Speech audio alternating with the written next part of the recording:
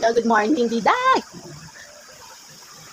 Dati mga tulog, mga tanghali, nagising, pati mga kanito kapatid ko, gising din, ay mga tulog pa. Ako lang mag-isa. Kaya yun, nag-exercise lang ako kanina. Kasi parang pinahilo-hilo ako. Ngayon, nag-exercise talaga ako, mag-exercise kanina. Kaya pumunta ako na mag-exercise. Nung linggo na yun, kaya ano diba, kaya hindi ako nakapag-exercise. Kaya walang init kasi, kaya hindi ako makapag-exercise. Buti na ako may init na, nag-exercise uli ako. Wala, gusto ko mag-exercise may init para sa bawang tuloy, paulang. Yun, nag-inom na rin ako ng gamot. So ngayon, tingnan ko kung paano mag-bipig. Kapag lagi ako nag-bipig, guys. Kaya alam mo naman, kailangan natin lagi. So, naman, inatake na ako dati. Lagi mataas ako mag-bipig. Ay, yan. Exercise at tayo mag-exercise. Kaya tayo na, bipig muna ako dito. Isolok-solok ako, nakakulok ako. Kaya ako. Ay, lang nga. Hinga-hinga muna tayo kapag bipig. Nakakulok ka, nakasama ko sa ta. Life is life. Solok ka. Ganon. Wait lang. Ito na.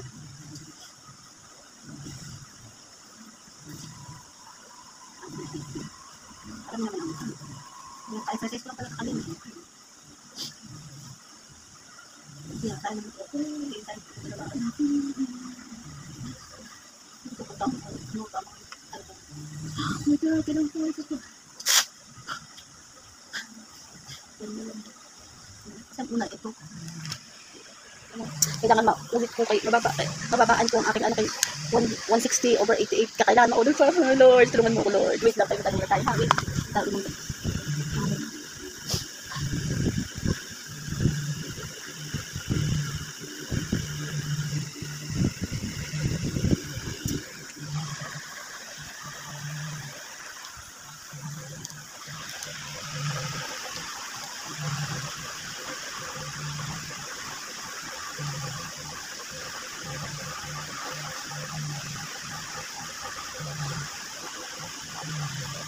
Sa wakas, Lord. Sa thank you, Lord, talaga laging bababa din sa wakas.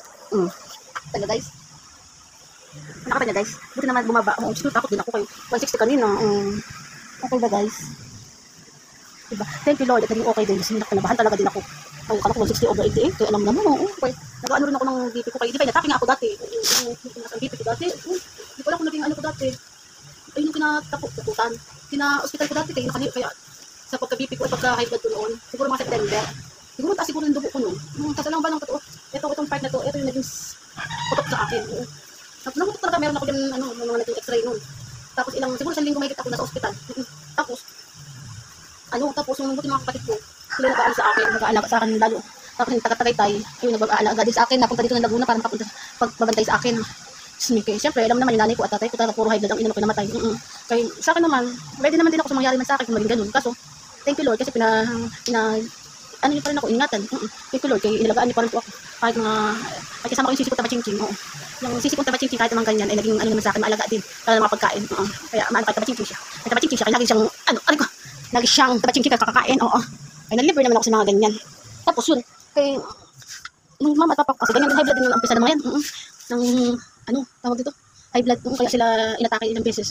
Ako, inatake man din ako. Pero, kahit paano nakalakad pa ako. Pero inalagaan muna ako kasi hindi ako nakapaglakad, hindi ako dati. Tapos, wala akong, init pa dito, pasok ako dito. Dito na, silip man ako dito. Kailangan ko, yun, hindi ako pwede sobrang init, kaya naan yung ulo ko. Yun, kay, na-x-ray to, nakita ko kasi to, huli na pero nakaalala na talaga ako. Tuputok to, pero okay naman sa akin. Tapos, yung umuwi na ako, yung kuya ko, inalagaan ako sa Tagaytay. Tawag dito, siya nag-exercise sa akin. Pag naglalakad, hindi pa ako masyadong makalakad, hindi rin ako nakasasalita. Kahit sa pagkain, pag-exercise, natulungan ako ng kuya ko. Tapos yung asawa niya, kaya kuya ko, nagtutulong sa akin pag maliligo, magbibihis. Kaya talagang grabe naman kasakit ang tunon. Pero pasalamat din sa kanila kahit paano, diba? Kaya minsan, lagi na ako nag-exercise, kaya nag-BP, para masindang kapatid ko lagi. Okay, alam mo na. Ay, thank you Lord talaga. Kaya alam mo naman, kaya kailangan ingat-ingat pa rin. Okay. Kailangan pa rin siguro ako ng mga kapatid ko, kaya para mas makasama ko sila. Kaya siguro si Lord, sinave pa rin ako dahil sa nangyari sa akin sakit. Kahit na yung magkasakit ako, naalala ko lahat ng mga kapatid ko, pamilya ko. Kahit paano, nagkakaroon ako ng konti-konti ng alaala. At sunod, nagagamot-gamot na ako. At nabawas-bawasan na ako ng gamot. Dati kasi 8, naging 5. Ngayon, naging 3. Kaya pasalamat naman talaga. Kaya sa ngayon, exercise sa umaga. Ay, thank you Lord. Sige Lord, thank you Lord.